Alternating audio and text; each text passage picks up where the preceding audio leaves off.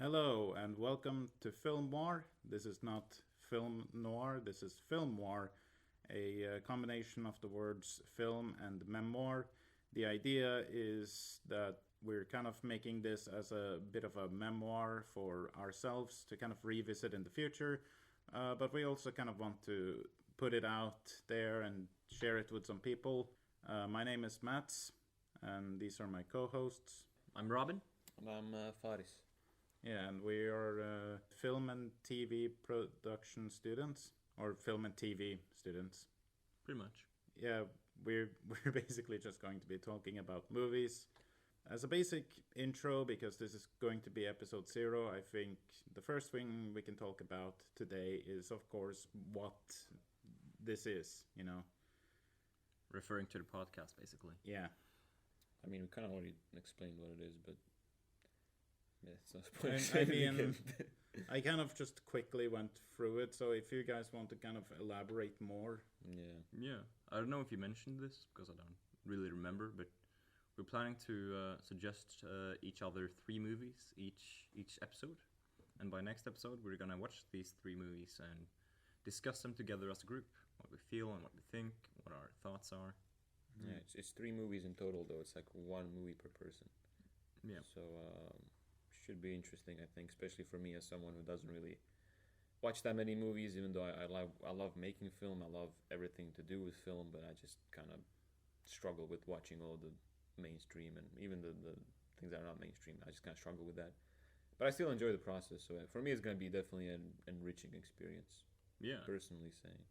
I think that for me and Matt, who watches movies regularly, it's going to be very interesting to see what your side on things are, especially if we give each other a movie and that are quite weird / obscure. Yeah. Personally, I'm just excited to be able to be talking about movies that I know for sure we've all seen, and we can kind of have a spoiler-free, no, not spoiler-free, a spoiler discussion where we don't need to care too much about, oh, have you seen the movie yet? Or do you remember a lot about the movie? No. Yeah, and also it would be a really awkward discussion if I haven't. Like, it wouldn't even be a discussion, it would just be you speaking and me just like, hell yeah, bro. It wouldn't really be... If I didn't see it, not only the spoiler part, but like I just couldn't contribute much, I think. So it's pretty important that we have the structure of watching all those movies, of course, and then talking about them, seeing our different views. And yeah, it's important to also have this recorded, have this, remembered for later on. I think that's pretty good as well. It is also really great for the people listening that they also have seen the movies, as they can listen to this and kind of think for themselves, and of course do not get spoiled. I mean, yeah, if anyone else is listening, we're not saying at all that you should agree with any of us about what we're saying. If we talk about a movie that we think is great, you disagree with, kind of think that it's ass, or vice versa, then I think it's a good thing that you have a differing opinion from us. Yeah, even if it's wrong, it's fine. Every one of us, by the way, have usually quite different thoughts on movies, actually. So I like how nobody caught the wrong part. But anyways.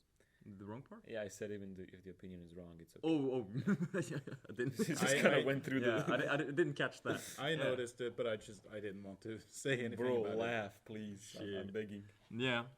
Anyways, I'm yeah. not. But we do all have very different opinions on what a good movie is, and that is pretty cool. That's what I think makes this group interesting, a good dynamic. Yeah, it's definitely different people here, so I think it's gonna be a lot of clashing opinions. Yeah, should be fun to at least discuss. Probably also listen to. I don't know. Hopefully, we'll see. Yeah. See about it. Future, we're probably gonna listen to this in 20 years or something. Yeah. Yeah, I'm excited for the movies where one of us thought that it was all right, one of us hated it, and one of us loved it. Yeah. Oh, the movies exist, dude. just wait for them. We don't have any restrictions on like combat and weapons, so we might actually start fighting each other. But Yeah. thank God it's only voice so far. So far, it's just Can't see voice. much. Yeah, I've only brought a grenade today. Oh yeah, I mean that's nothing, man. Did you bring a grenade? I didn't bring anything. You That's didn't? unfair, though. Bro. You shouldn't have told us that. Thinking of weapons and fighting, Uh-huh. what movie did we guys see recently? The Trip to the Moon or A Trip to the Moon. It's pretty. Oh man, I mean, I I didn't think, I of think we that. should start with the Batman, actually. Oh yeah, Well, that's the thing I was going for. But, Oh, okay, my so- segue didn't quite land. Sorry, I was land Ah, on the moon. Sorry. Yeah. Anyways. let's continue. Yeah, speaking of moons, the Batman. The Batman, Uh, yeah, Wait, what? the natural conversation breaker. How? So yeah, we watched the Batman in the cinemas. We actually watched it together in the same place.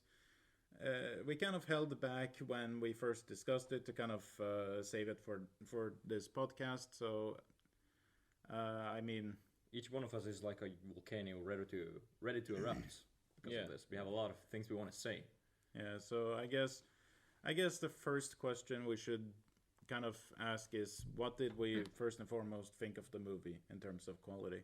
I Yeah. think we should begin with The man, the myth. the man, the myth, the man who doesn't watch movies. Really. Yeah, I quite enjoyed it. I mean, I am the type of person who didn't see any other Batman movies. My my only frame of reference with Batman is the Lego games, so I'm pretty into the Yeah. But yeah, I like the movie a lot actually. I think even for somebody who maybe doesn't really know a lot about the Batman mythos, I still enjoyed the setup. It didn't feel like too much. It didn't feel like too little. I think if you have just like a small frame of reference of what Batman is, you're gonna understand it, no problem. So overall, I went out of the theater just satisfied with the movie. I liked it. I liked the world. I want to see more of the world, and that's my current stance on it, or my experience with it, I guess. Yeah. What about you, Robin? For me, the movie was really great for someone who is really interested in Batman and always has been. Really, it was really refreshing for me to see something that kind of pointed towards the original, thought out, planned out idea of what Batman is, and they kind of used that for their own universe. And yeah, I think it was really refreshing for Batman. I Yeah. liked it.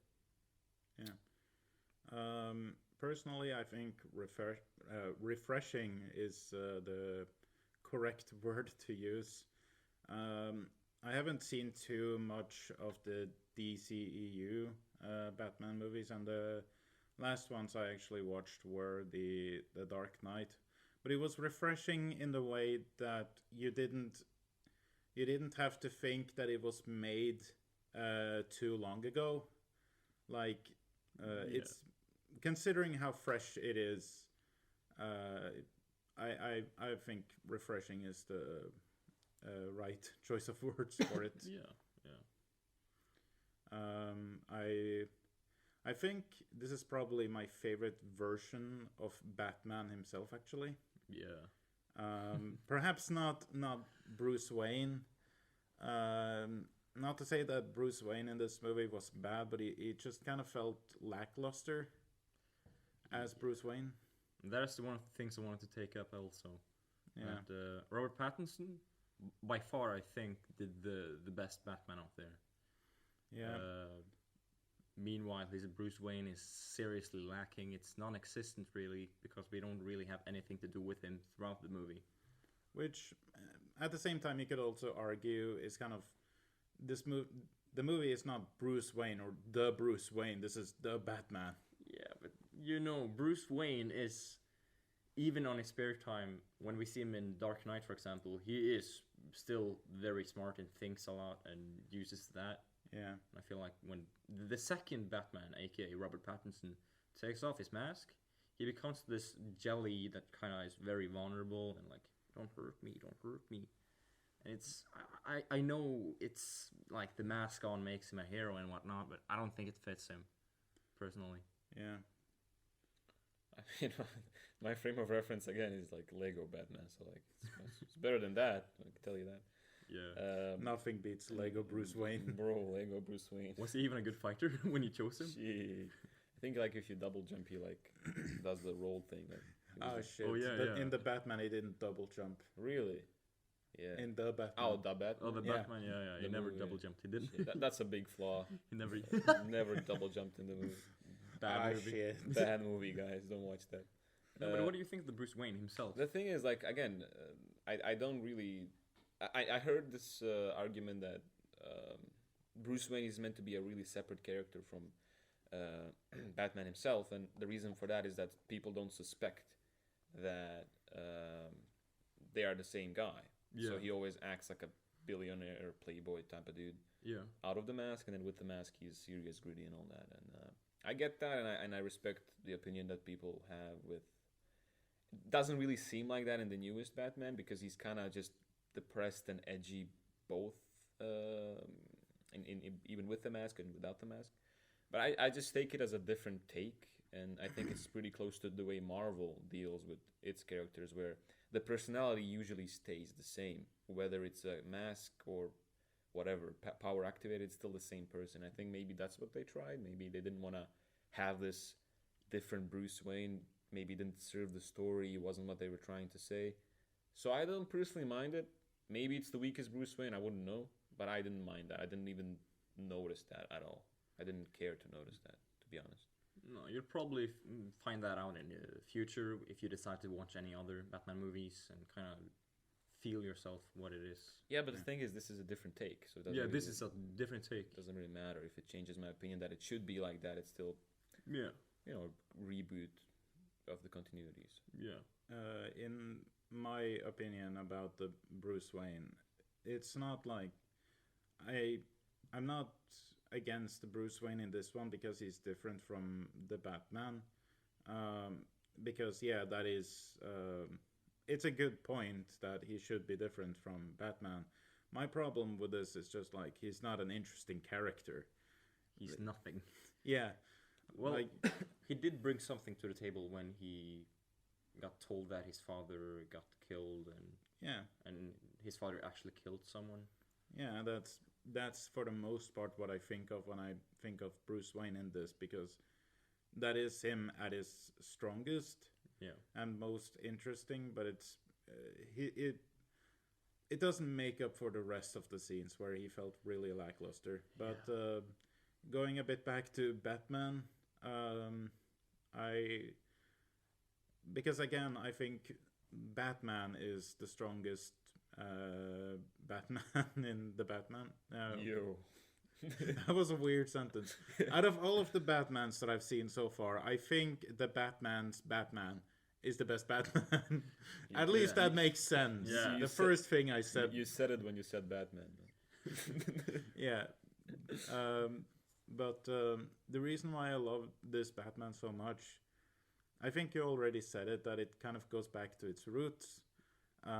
Because I think Batman is actually the reason why DC actually has its name, DC, which is Detective Comics. Detective Comics. Comics, yeah. True, and Batman is a detective, and he proves that in this movie actually, where he hunts down the Riddler, who is a psychopath maniac, played by my favorite actor of all time, Paul Dano. Yeah, Damn. I love the choice of having the Riddler as the first villain and not something like Joker.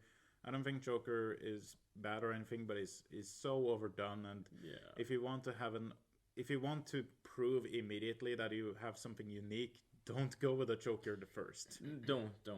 They even teased at the end they want to do the Joker in the sequel. Yeah, and also the Penguin, which I think is played by Colin Farrell. Yeah, which is also a big name. Yeah, but it was a brilliant choice. I think that actually might be my favorite portrayal of the Penguin I've seen. I still need to rewatch Batman Returns, is it? You ask me. Because that's the one that has Danny DeVito as he was a nice penguin though. But nothing beats nice penguin moment. Yeah, the penguin moment.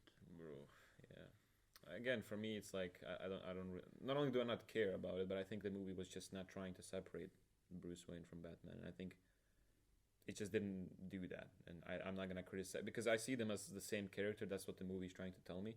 I see it as that, and for me, I'm not judging them based on if it's a good Bruce Wayne or a bad Bruce Wayne. It's just the Batman, whatever. For me, again. So that's my complete stance on that. Yeah. Well, that's a fair take, to be honest.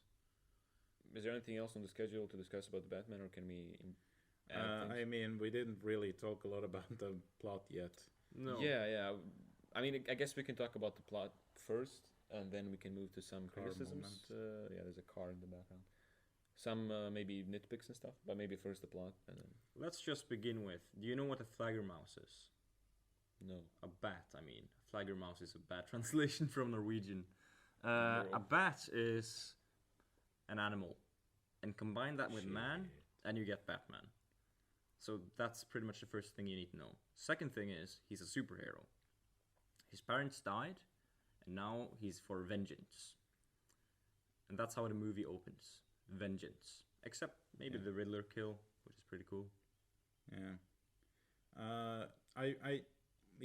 The way the movie actually opens is really interesting to me. Yeah. It just goes straight to like the biggest, It's really Font. gritty and Yeah. dark Yeah. immediately. and it juxtaposes that with like classical music. Yeah. I mean, it's, man. The opening really freaked me out, though. Because you can see that the actor, like Paul Dano, the Riddler, when he kills the dude, like, it's so scary, bro. It literally seems like he wanna murder that man. Which is his job. I mean, he did though. He did kill him. He is a murderer. The opening, nothing can really prepare you for that, I think. Just kind of throws you into the movie and sets the tone for the universe, really. I mean, well, I think you can be prepared for the intro. It depends on what kind of movies you've seen. If you've seen a lot of Michael Haneke movies, or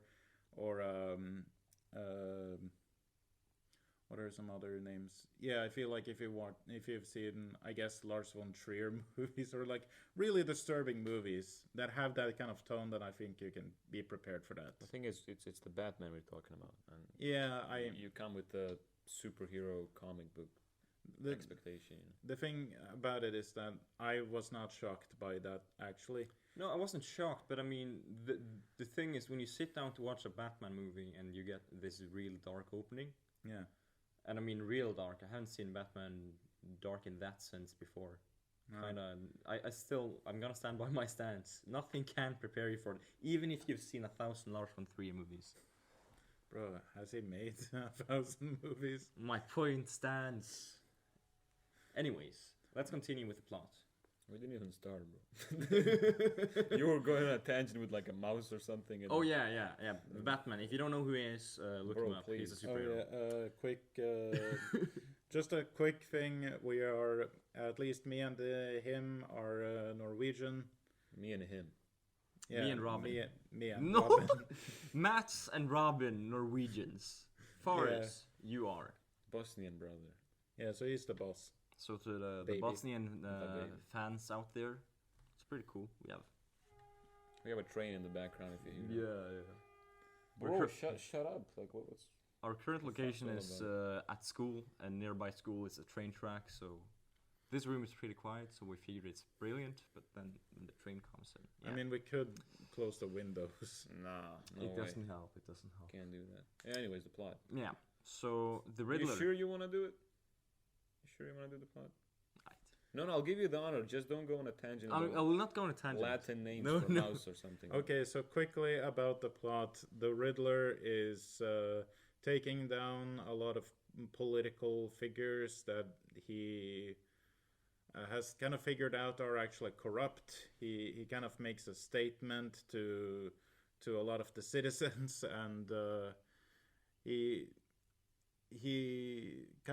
almost terrorizes the city in this way, while the city kind of is on his side in a way. There's this fear that it will just like kind of explode.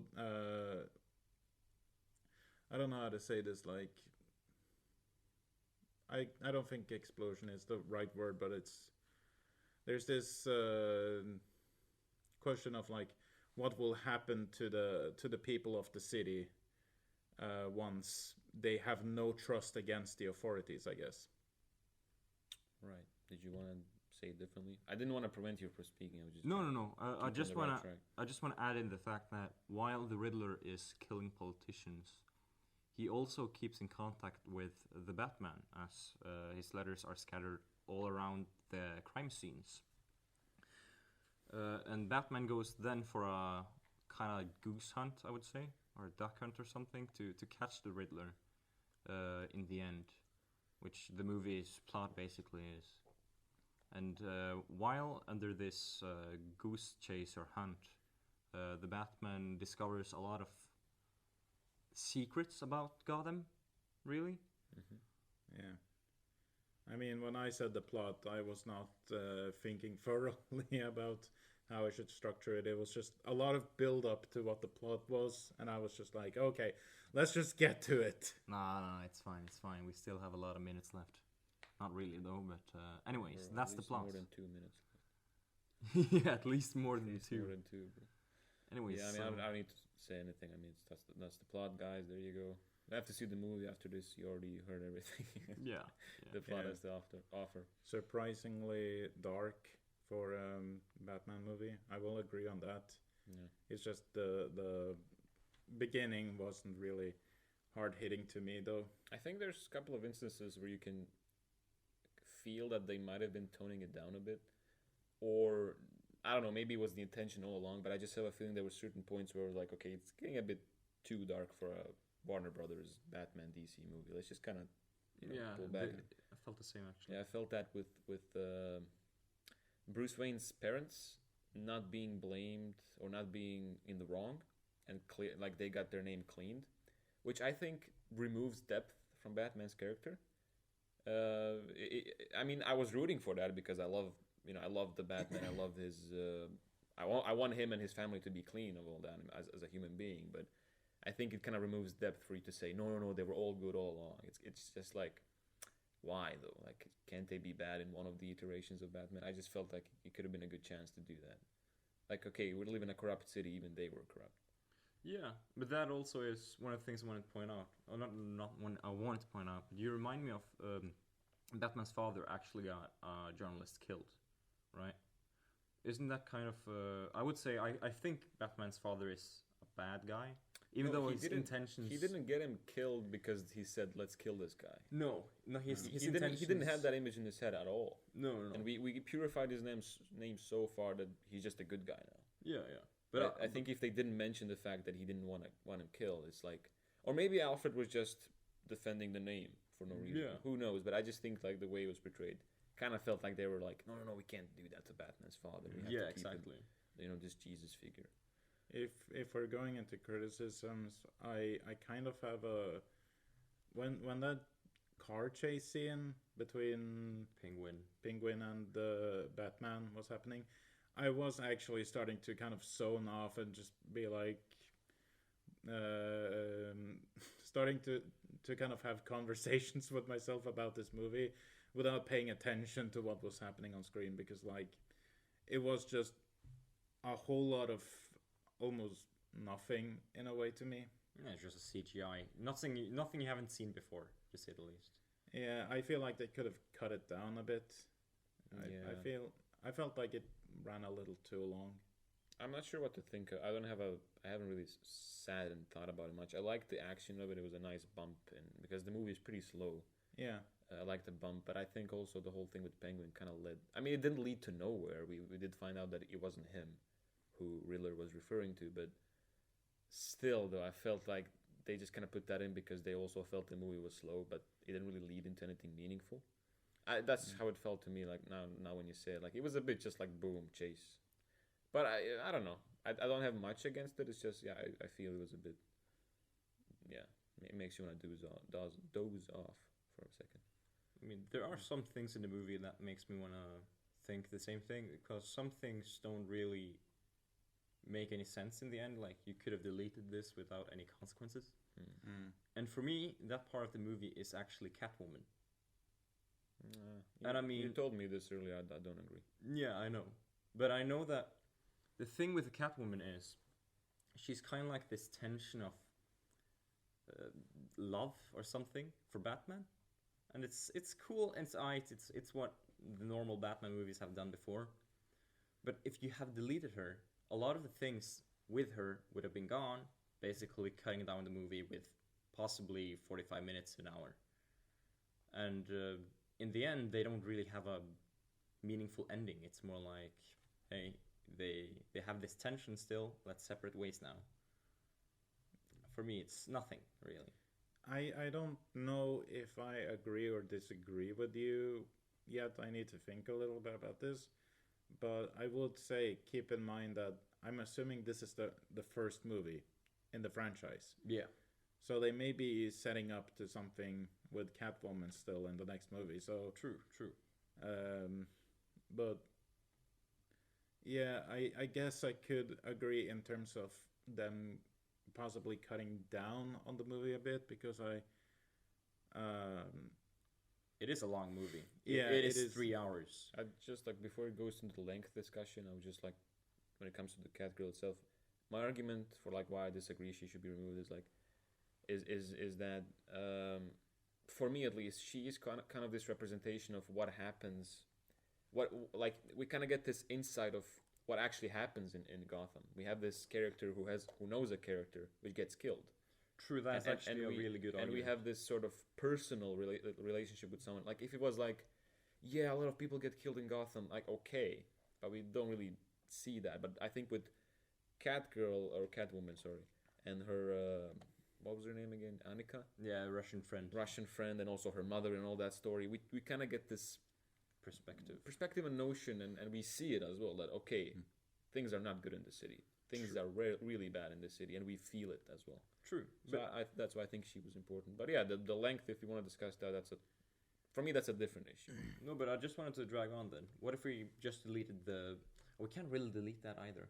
You know what, just forget about it for now. yeah, And let's continue. I would also quickly like to go into the themes of it. Oh yeah.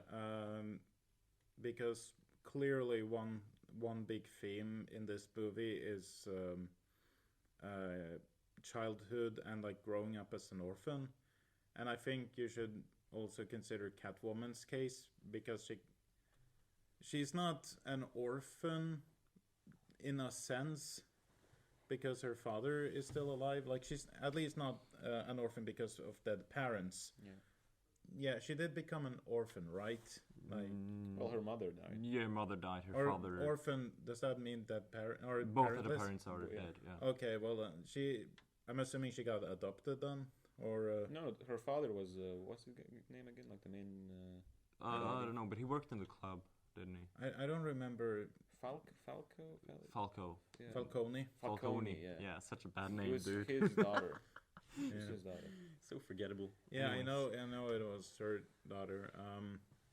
But did he raise her? Is my question. Not really. I don't remember. I don't think he did, No, but he is her father, making her not. Yeah, because if you Yeah, remember the no, ending, I kind of misinterpreted the or definition of orphan thing. So that's good to know. Or that. you actually are right. If they did both leave her, then she would be orphaned. Yeah, Okay. yeah, she would be orphaned. She would be orphaned. in She's that case. orphan. That's the point. Yeah. Okay. So I wasn't wrong. No, you But- weren't too wrong. No. Yeah, I would still like to continue with that orphan and kind of growing up as an orphan because like Catwoman, the Riddler, and Batman Yeah. True. were then raised as orphans, and they each are very different. Well, yeah. Of course, you have the Batman who wants to save the city. Then you have Yeah. Catwoman, which for me is really interesting because she works for herself. Yeah, As long as she thinks it's worth it, she's gonna do it. yeah, and then there's the Riddler who kind of works for the people, or like he wants to help the people. In his deranged mind, Yeah, he in helps his people. range, and that's why I also really love. And I just want to go quickly into another theme, which is what it means to be a hero as a symbol. Which I really love that scene where after Batman nearly kills one of the Riddler henchmen, that henchman is then asked, "Who are you?" And he says like, "I'm vengeance," just like Batman says in the beginning. Yeah. And I think that kind of does raise the question of like, what does hero really mean? What is the interpretation of hero? Like, yeah. Yeah. The thing about this Batman is that we also know that it's only been 2 years for him being the Batman. So he is still developing as a character. He probably because I watched just before this podcast I watched 1 hour of Batman Begins, Yeah. And there he goes through the whole vengeance thing. So he Yeah. doesn't really seek vengeance by the end of the first or second act, or in the middle there. He kind of gets over the vengeance thing.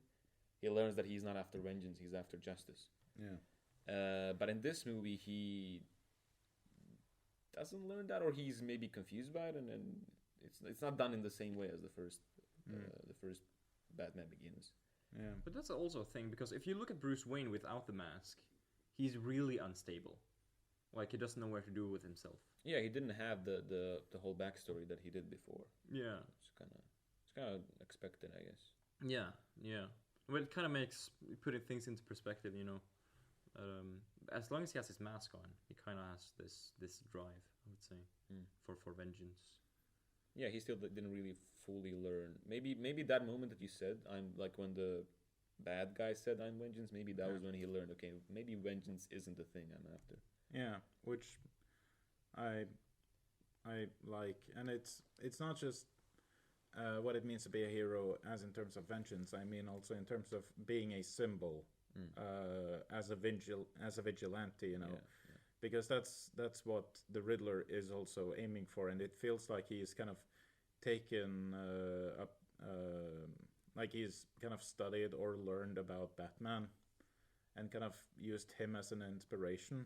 Oh yeah, so like it actually puts a lot of blame on Batman, like the consequence of him being vengeance.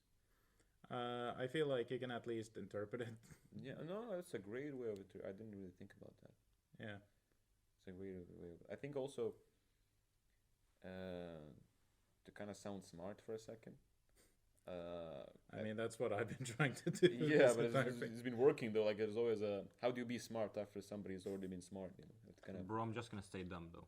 Don't worry about it. But I do remember somebody arguing like in the first Spider-Man movie, which is also Spider-Man, just it was a setup. Yeah. The like Green Goblin and Spider-Man are essentially, they go through same things. They're not the same character, but they go through same things. But it's what they decide to do with their powers is what defines them in the end. And I think we kind of have a similar thing here as well. Yeah, it's really similar. Although here you kind of, because Goblin, I mean, he's just insane at the end of the day. But here you actually kind of feel for Riddler. So I think they did the emotion better actually in the Batman. True. But I'm just saying that it's the same sort of setup where both the villain and the hero have the same sort of thing. They're both orphaned and all that, but it's just they ended up acting differently. Definitely. But that's because the Riddler even told the Batman in the movie, you were raised with money and love, even though you were an orphan. True, but that doesn't. He's still an orphan. He's still an orphan, That yeah. It doesn't help you. I mean, I think No, if, but if that's- any lesson is learned. That's just I just want to take the words from the Riddler and use that as an argument.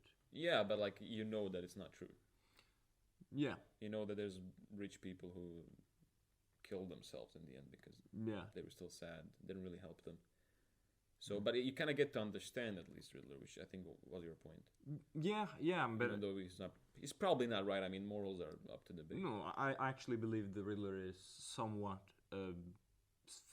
psychologically damaged or something, more so than Probably Batman. from the orphanage. itself. Yeah. And I just think it's so well connected. Like the whole thing is so well connected. You can't say, oh, he's just insane, therefore he's the villain. No. It's so good. It is a triangle, and an invisible triangle that Connects all of them. all of the three main characters, or the supervillains / heroes. And that can be really hard to master, I think. I think that's what. Yeah. And also, actually, now that we're on the script, like the genius of it, right? Yeah. I also want to mention how sorry for that. Somebody's just screaming in the hallway, you know. Yeah, just how it is in school. That's just my fart. Yeah, bro, he farted. No, but what I wanted to comment on is how smart and intellectual the script itself is. Yeah. Because I felt when they made the Riddler, how smart isn't his puzzles? Like, someone had to think of it and make that seem realistic in the script. Yeah. Like elradalado.com. And the I think it's funny.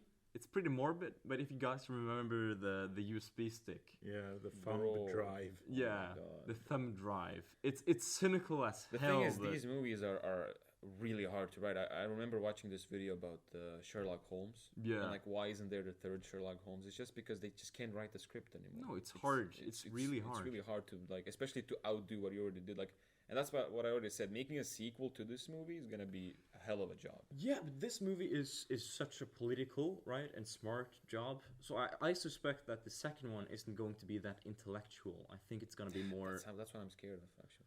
No, but if they wanna fight, because in this movie we have the intellect, right? He's fighting his intellect, but I feel like in the next one it's gonna be his brain. He's gonna fight his own brain, kind of. The thing is, like, this movie, what can often happen with the Batman or the Amazing Spider-Man or the reboot that technically doesn't need to exist, is that either it was created because it had to sell well, or it was created because somebody had this brilliant idea. And I feel like this one was a mixture, of course, it's studio and all that, but I think it's definitely the case of somebody really believing in this Batman should exist. I think the problem with the sequel is gonna be we have to make a sequel, not I have a great idea for a sequel. Yeah, actually, that's why I'm pretty happy they haven't announced it. Yeah, Really, true. because it means that they're probably just sitting on it. Like, when should we start production and announce it? Yeah. Should we at all? They're I'm probably gonna I'm do kind it. of scared for the sequel, actually, more than excited. No, I'm actually really excited because they've already fought this one part of Batman. Now it's time to fight another part of him. Yeah, but That's actually what they do DC with. we're talking about. They do the same thing with Spider-Man. Yeah, true. The thing is, Spider-Man never existed as a movie before. They did Yeah. that, and now, I don't know. It's just for me, it's really scary. It could be really bad. I mean, if they end up, I'm gonna say this and I'm gonna mean it. If they choose the Joker as the villain in the next movie, I'm almost certain the movie is gonna be horrendous. What if it's the Joker from the Joker, like From the Jackin Phoenix? Yeah. I mean, I haven't seen that Jackin? one. I don't Jack Quinn. Joaquin. Bro, my Norwegian. Sorry, bro. Anyways, if it's him, I haven't seen the movie, so I don't know. Okay. I was just thinking. Have you seen his performance? Uh, Jacqueline Phoenix. I've seen the Joaquin Phoenix. I need to. I've seen the Joaquin Phoenix Joker, directed by Todd Phillips. I feel like I should rewatch it before I talk too much about it, but I've pretty consistently said that, like, even through my harsh, perhaps a bit too harsh comments against Joker, that I always did think that the Joaquin Phoenix as Joker was a really great casting choice. But yeah, it doesn't seem like the Batman sequel is gonna use Joaquin Phoenix. No, It seems like two separate universes, somebody doesn't it? said it's the same universe. Somebody somewhere said, I remember, but it's not sure if it's an official statement or anything. I don't know, but also keep in mind that Joker is actually not a person; it's an identity. So there are, like, it's the same thing as Robin when in the Batman universe. There's not a one Robin; there are several Robins, and At the same time? not at the same time. It's I know that the first is I think his name was Dick Grayson or something, who ends up becoming, I think he becomes Nightwing eventually, and then No, Dick Grayson ends up being Batman. No, I mean, Bro, he ends up becoming the no. I mean, Ye- he ends up becoming Robin. Actually, the guy after Dick Grayson is Nightwing.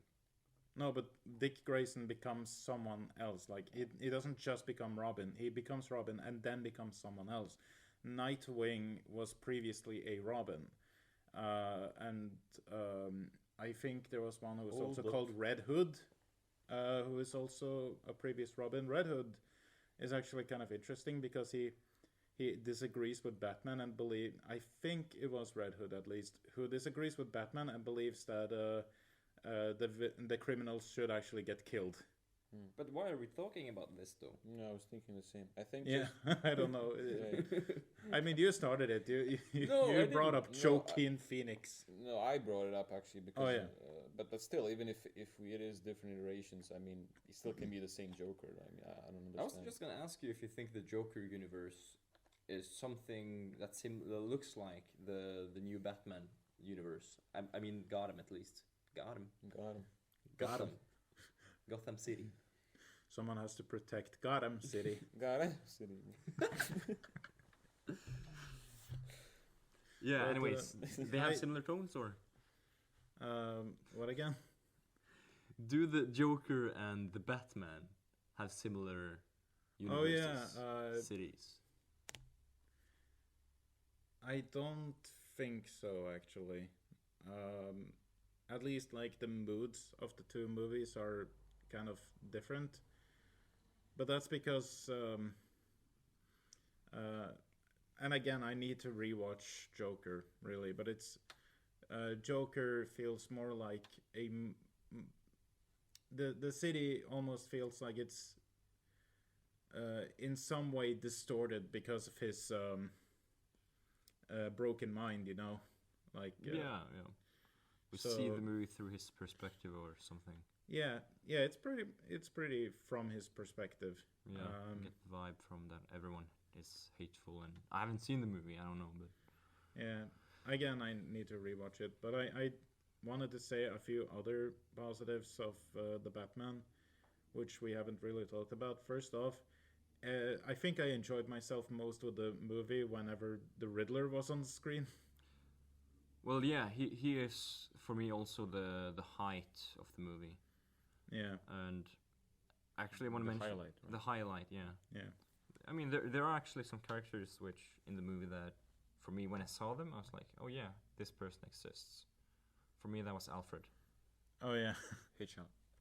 And Alfred for me is such an important character. I feel like he is basically Batman's like guide into the universe and kind of puts him in the correct position of his path. I don't know if Andy Serkis was the right casting choice actually. No, he wasn't. But it's like you have seen Michael Caine's Alfred, Yeah, and you know that no one can beat that. yeah, but it's not just that. It's like whenever I'm thinking about Alfred, I don't think of someone looking like Andy Serkis. Like as much as I like his performances, it just I don't. Whenever I see his face, I don't think Alfred. No. The Alfred in the movie was actually for me I didn't like it, but No. Police Chief Gordon was really good. A Yeah. perfect cast. When actually. you said Alfred, the first thing I thought it was Hitchcock, but the way I said it was Hitchhog, and it almost sounds like hedgehog. Also, why is the light? Oh, It's just a light sensor. But I like the image. bro. Yeah. Anyways, yeah, Police Chief Gordon, perfectly cast. If you ask me, he was brilliant. Yeah, Well, I mean, if I have to say, I mean, I don't have to, but I want to say something about Alfred. I don't mind him as well. I think, of course, it defies expectations, but I mean, again, it's a different universe. It is. I think I think what they were trying to achieve is they were trying to make him almost like a fatherly figure, more of a soft face, soft guy type of person. Because if you watch the movie, he ends up in the hospital, and then they have this really tight bond, yeah, and he kind of clears off the image of his father, and he's basically the family to him. And I think they wanted to make him this mushy character. I remember in the like the soft character, I meant to say. You're talking about Alfred now, right? Yeah. Yeah, that's good. And I remember in the cinema there was a couple of, I think, teenagers behind us, or like Yeah. a bit younger than us, and there was a scene where Alfred was, to our eyes, about to die. Yeah. Like the bomb was gonna explode, and I remember just the reaction like, no, not him, please. Like the people are actually sad for him. I think that's what they actually wanted. Like they wanted to make Yeah. him soft father sort of person. He Maybe is. not Alfred that everybody expects. No. But still, I think it fits. But again, maybe I'm just I think it gonna would've- offend a lot of comic book fans. But he probably would have fit more if he had more screen time. I feel like because Bro, more screen time. he was long in the enough. movie. No, it is. It's a good argument. But I mean, he was in the start of the movie, right? Then he was gone for like I don't know an hour, maybe 1 hour and a half. I think. Then he gets a package in the mail, and he basically just dies. Yeah, I think I do agree. That I think they could have done a bit more with him. I definitely like that he helped a lot. Yeah. He was constructive. He wasn't, Yeah, he was a part of helping to solve Yeah, the Riddler, exactly. and that's what I think Alfred should be. And then he just goes to a hospital. Yeah, and then he just dips Dips to the halfway hospital. half through the movie. That's true. That I can't So- argue. and But anyways, I think we should soon skip or jump over to the next topic. Yeah. I do want to say one last compliment to the movie, which is the cinematography. Oh yeah, Yeah. It looks really good. it's a really good looking movie. Yeah, like when the Riddler is waiting in the car for the guy to get in there. It's horrifying, really, the way they frame things. And some of the editing is also really impressive. I think there was a shot, like a cut from the screen, when Catwoman takes off the contact lenses or turns them off, and then the screen kind of fades away and then jumps over to the next scene. Yeah. The way that was executed was really well done, actually. One of the shots. Oh, sorry. Yeah, sorry, just continue. One of the shots that still sticks, like it's still in my head, is the beginning when we see the family, and then we go to the roof shot, and it's actually it's a shot to the room, but from the roof window that was opened. I think that was like when I saw that, I thought he's about to get somebody's entering through there. Like, I just felt the whole thing. I think it was really good that there's that shot exists. Yeah. Yeah. And I just felt like whoever did cinematography, or like I just feel like they knew what they were doing. It wasn't like, let's just have this shot because like I don't know what the hell we're doing. No, it was like we need this shot. All of the cinematography in the movie seemed logical and very thought out, Very actually. good, yeah. And one of the things, actually, my favorite shot, because it seems like you guys have one, Mm. but for me, it's a little more simple. I did go to art school. I'm just gonna mention it. So I like to stare at colors and see all these different, what is it called again? Compositions, basically. Okay, So at the end at the movie, there's this scene where Batman is cutting off a cord and he's falling into the water that is flowing all over Gotham. And in this scene, you can see the red and the blue, and you can see the black. And he just kind of falls into this void. It's also white there, but it's such a beautiful slow motion shot for me. I think it's amazing. Yeah. Yeah, I like that shot as well. I think this is, for me, one of only 4 superhero movies that I've seen yet where I actually remember the cinematography pretty well. The other 3 are actually 5, technically. Spider-Man 1 and 2 by Sam Raimi. Amazing cinematography. Very inspired. Spider-Man Into the Spider-Verse also. And Unbreakable, which is not like a typical superhero movie. The one by M. Night Shyamalan. Well, it's not even a superhero movie. It's a hero. It goes into the psychology of superheroes, really. Yeah, really, yeah.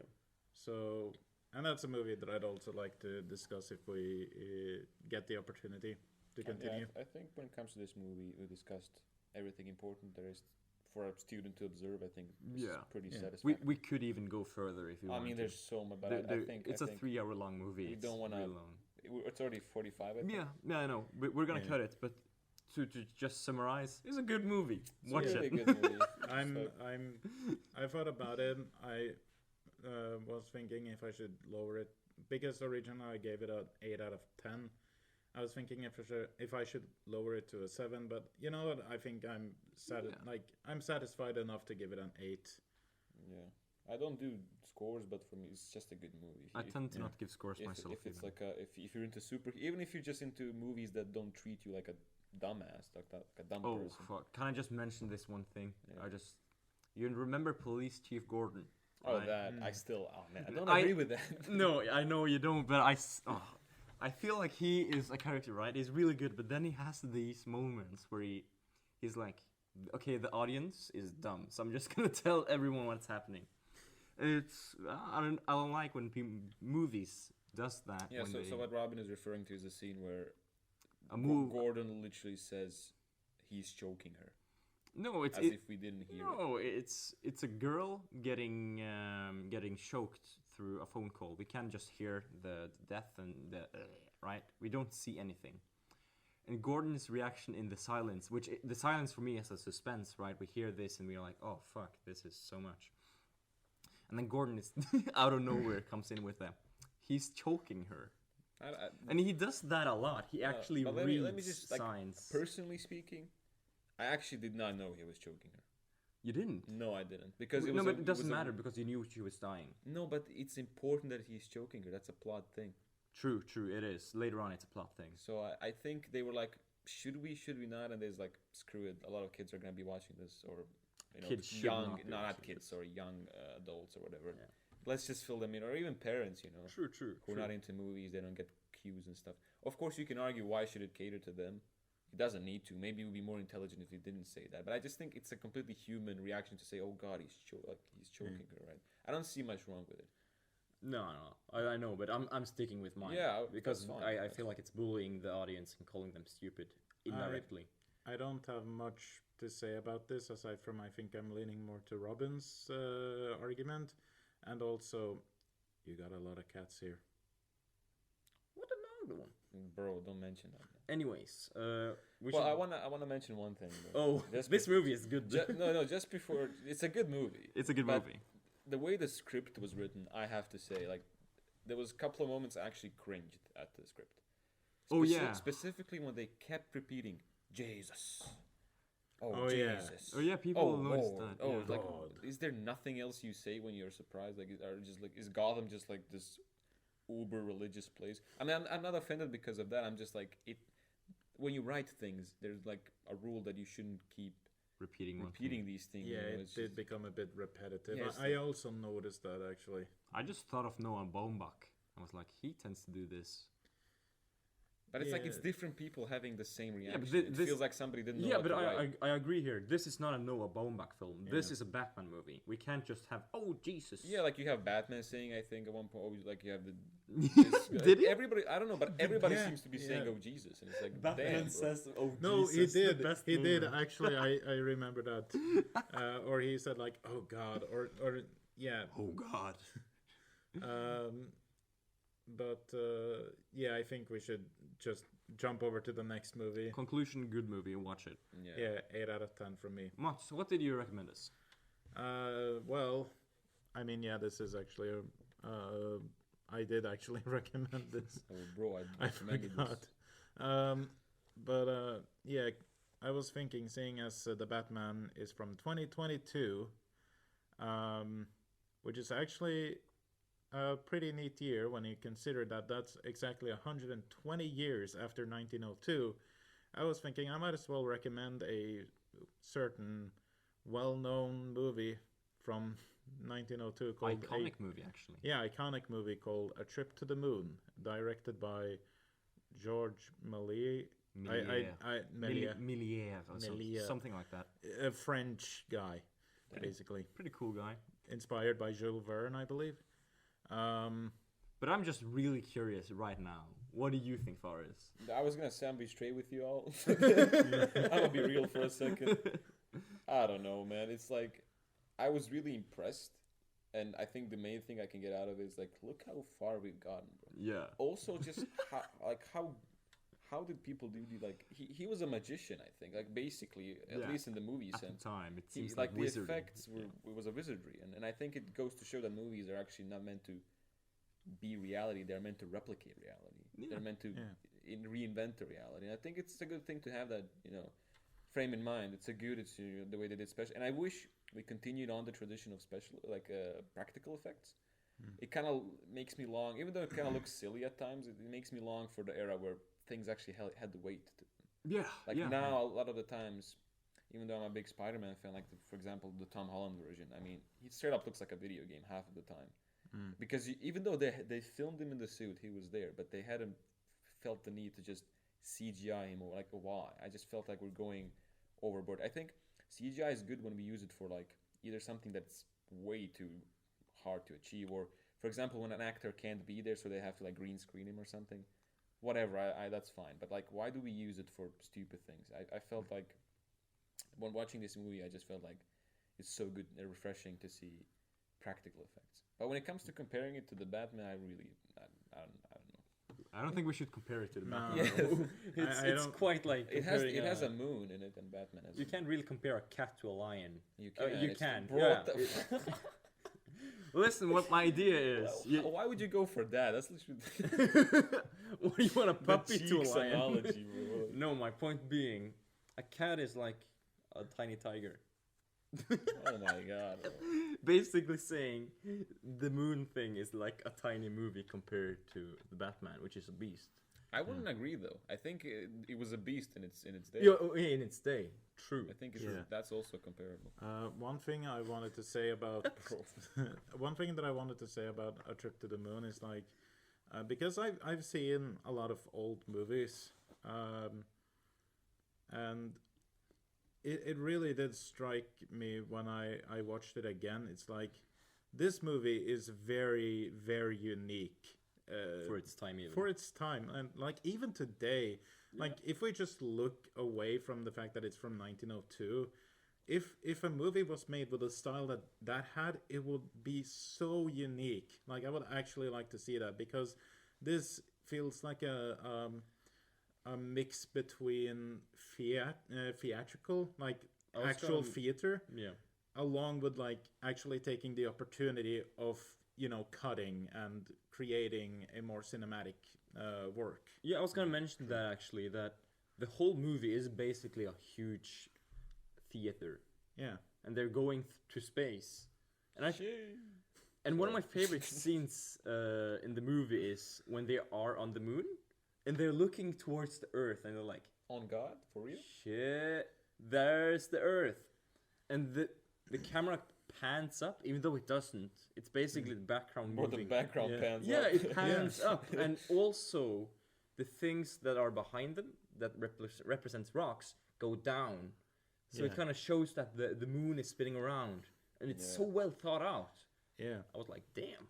Yeah. Also, there was some. You want to say something? Oh yeah, sorry. No, I think the moment when I realized just how unique it was actually the shot when they went from the moon down to Earth again, and they landed in the sea, and then like it was clearly like a huge tank they had. they still managed to do that. Yeah, it looks so good though. It does. Lizard Like you world. don't see the glass. You just, or well, technically you do, but you don't know that it's glass immediately. No, you you don't. don't you don't often just think about it for a second, but like when you actually do, it's like that's pretty cool. Just imagine being a kid at that time, like, bruh, No, but- they really went to that moon. Not even a kid. I mean, like literally everyone seeing that movie at that time. It's something For else. me, there's two things I want to say. Yeah. oh, Oh, two like things. actually two things. Bro, I'm actually excited. Okay, come on. Okay. Yeah, I said it. No. So one of the things was the creativity of just like, okay, so we're going to the moon, and then the moon has a face. Yeah, that's It's something like, else. why? But it's cool. But It's an like, iconic well, shot. He probably like he sat there and said, "We're going to the moon. The moon's gonna have a face, bro. Like We're gonna do that. we're gonna do that. It's gonna We be didn't need to. entertaining. We didn't need to do that, but we're gonna do that." No, The second thing I wanted to say is the thing I went on about earlier, like they are they are not replicating reality, they are reinventing it. And Yeah. one of the ways they do that is characters act weirdly, like they are just Overreacting. their hands are going everywhere, they're like doing this, you know, up and Yeah, down. and they punch each Like, other. yeah. Some of them even turn into smoke. Yeah, like the aliens, yeah, they turn to smoke. And Can- like just let me just finish. Yeah. And for me, it just kind of gave me this perspective of, okay, so this is actually what directors are doing. There's something we talked about earlier as well. Directors' job is to direct people, Yeah, not to be this over, you know, I control everything, but mainly people, to direct them what they were supposed to be doing. And I think it's cool to take that in mind and look at this movie and like think, okay, he had to direct all of these people. Like there's a huge amount of people doing something always. And I actually paid attention to all of the background characters and stuff. They were always doing something. None of them were like standing like, what do I No, do this now? movie you can watch it. I think at least 4 times to kind of catch everything. Yeah, like in Because one of the something is scenes, there's happening everywhere. there's clearly one scientist who was arguing back, Yeah. and he gets thrown away, argued Punched. against, and punched and stuff. The people Like in the background. that was all choreographed, and that's really impressive. Yeah, yeah, and that's what I think. I think there's so much rewatchability in it. Yeah, I personally I have one criticism Bro. towards the movie. let's criticize a dude who isn't alive anymore. No, I know it kind of sounds silly, but I do wish the framing was a bit better. It's a There- theater, though. I It's know, but literally it's- a theater. I know, but it's one of the scenes that actually bothered me a bit was at the beginning, you know, with all of the wizards. And then a guy goes to the blackboard and then starts drawing. I could not see what he was drawing at first, and like he was placed so far to the left. Bro, do you want some close-ups? Bro, Is why that- didn't they just zoom in? Shit. I know it sounds ridiculous, but I wish they planned it so that it was more easy to see actually. Yeah. Because the way it was framed, it was like the guys you should watch are according to the frame, according to at least in my experience, are the guys sitting, but they are pretty much not doing anything, you know. Yeah, but I think you're talking about the rule that hasn't really been established at the time. I know, and But also, this dude was really good at creating the image, because everything is basically an art piece. Every Yeah. image is basically an art piece. it's not a big criticism I have. It's just it hindered some of my enjoyment from the movie. Sure, basically. But I mean, yeah. At least you enjoyed it, and that's Yeah. actually something I was gonna take further, because I think we all know at least 90% of people we know is gonna hate that. It's old, it's silent, it's black and white. Yeah. Why would people watch it? You know? Yeah, I don't really know. Perhaps, but at the same time, you know, the thing is, it's very clear that a lot of people are in some way or another technology interested. Like they have an awareness of how far we've come technologically. And I think they will kind of notice, like they will have some interest in watching at least parts of this movie. No, that's to not kind that's not what I mean. I mean, in today's standards, this movie is nothing in the big grand scheme of things, which I think is a shame. That's what I want to say. I think like even by today's standards, it's pretty unique. Yeah, it's unique, definitely unique. But I I'm think- gonna give this friend to my friend at home, right? Yeah. I'm gonna say to him, watch it, and it's gonna read when it's from, 1920, right? Or 1902. 1902, right? Yeah. It's 120 years old. If I tell him to watch, let's say, a movie from 2001, his reaction is, holy, this is old. Imagine his reaction when I give him this. Yeah, true. But I think that's sort of, if somebody was to give me, like, I don't know, let's say there was like an industry, Yeah. whatever, and somebody told me back in the day this is the first thing I did, I would be like, cool, bro. I mean, like, I have nothing to say to that. Yeah. So I wouldn't. But yeah, I see what you mean. People wouldn't really have maybe the amount of respect we have for it. I think that's not even just the patience, really, even. But yeah, but I think that's just normal. Yeah, that's if, normal. If you were to give me that movie a couple of years ago, I probably would have been like, why am I watching this? Yeah, exactly. So I know what you're trying to say, but I think it's a completely human thing. Yeah, it's completely human. But I just want to bring to attention, this movie should be appreciated more than it is. Probably, yeah. And I think that it definitely echoes a lot in today's media. Oh yeah, yeah. I did think about because there is a scene in an episode of Futurama where they visit the moon, and it's like a a big tourist attraction there. For real, for real. Yeah, and and then there's this one guy who's like playing a mascot, dressed up as the moon, and I don't know what happened, but He got something in his eye. Yeah, he got something in his eyes, and he's just like screaming in pain. Oh, No, but it is a very iconic movie. You see references to it a lot, and people know what it is. Yeah, and I feel like it probably has to be one of the first works to kind of solidify the idea of having a face on the moon, at least like, or not having famous. not having a simple face, but like letting a human sometimes play the moon. You know? Yeah, but I think that's funny because that throws me back to his first like criticism. It Why? wasn't a criticism, No, not though. criticism, but his first comment. Why? Yeah. Yeah. Why they didn't have to? They Didn't still have did. to do it, but he still did it. No, but it has a lot of personality to it. Yeah, it does. Bro, it has the absurd moon has a charm. nice personality. Also, the moon aliens when they killed the king or something, like the body movements, it's something else. And they turn to smoke. Like Yeah, they actors today can't even do that. No, we tell them to shrink. They can't. They can't even shrink. Bro. What did you guys think of the plot, though? I mean, it's as basic as it gets, though. It's a man going to the moon.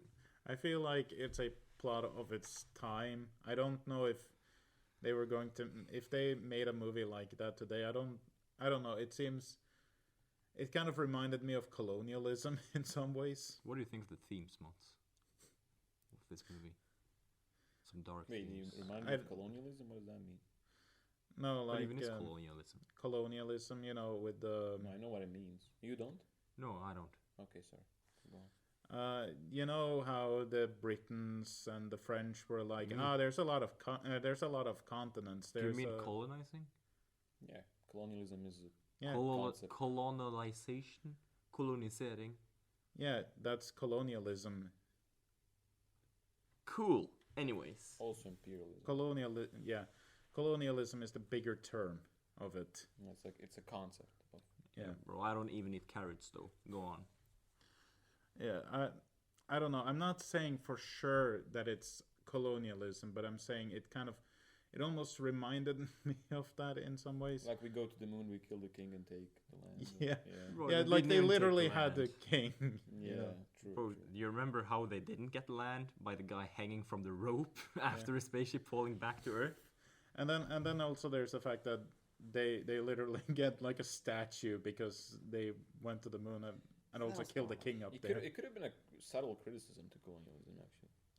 Probably, Like, this is the but first thing we do. We go and we kill people there. This Probably, movie looks like but- awesome, and like it just looks like a art project or passion project for me. yeah, just but anything. also keep in mind that this was 1902. There weren't a lot of works that actually criticized colonialism yet.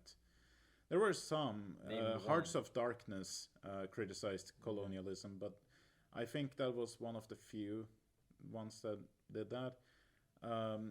I know that all of them did it subtly, so you wouldn't even know if they did sometimes. there's a movie actually called Sanders of the Rivers, which is actually like pro-colonialism. It me and the board. like it literally opens up with a, you know how some movies open up with text. Like it pretty much says like this is a movie dedicated to the unsung heroes, and it refers to the colonialists. Bro, I like dedicate this to colonialism. no, that's a Shut up. The only reason I watched that movie was because of Paul Robeson, who was like the first black mainstream actor. I know I'm going very off topic This now. is Yeah, very don't off even topic. bother, bro. But considering we are going off topic and we've said what we want to say, Yeah, and the time is getting, it's pretty much, we have spent over 20 minutes soon yeah. of what we thought we should end it at, so I think we should quit it down. I mean, I'm just gonna to conclude, seeing as I led into it. What I was going to say is that Paul The Robeson Spaniards. Paul Robeson hates Sanders of the Rivers, and it's actually kind of an interesting case because he was kind of misled into it. I think they changed the plot of the movie to turn it more into pro-colonialism without him knowing it. Yeah, I mean, it speaks for. It's probably because of the government and all that, and I think that's what happens even today. If you do something outrageous, you can't publish it most of the time. No. It's no longer colonialism because that's a old concept we look back Yeah. to, but many concepts today Yeah, are treated the same way. If you don't do this, this, and this, your movie is not going to be made.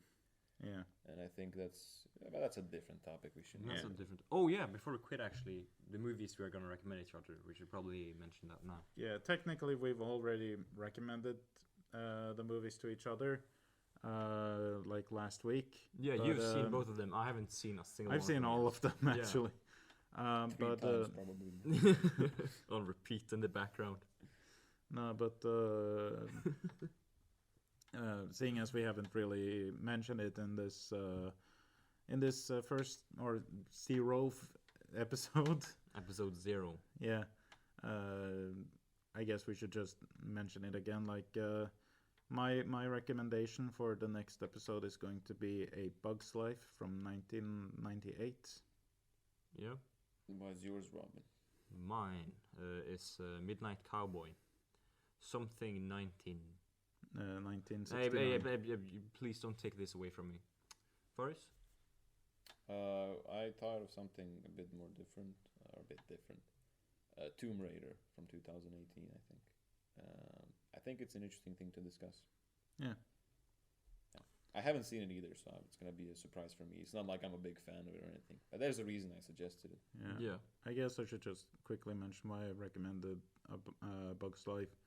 I kind of wanted to kind of talk a little bit about Pixar, and seeing as A Bug's Life is kind of their first non-Toy Story feature-length film, I think it will be interesting to talk it from that just perspective. say you like bugs, bro. Come on, let's be real. Yeah. Yeah, bugs be cool. Yeah, bugs. Be bugging. I'm gonna save my reasoning for choosing Midnight Cowboy to next time. I think Same, it would be a same. cool opening. All right, Yeah, so 'cause, we did our thing. Yeah, we're pretty amateur, but amateur, bruh. Yeah, we did it. we had some immature moments, but I think we got some good discussions going Yeah, on. we had some good discussions.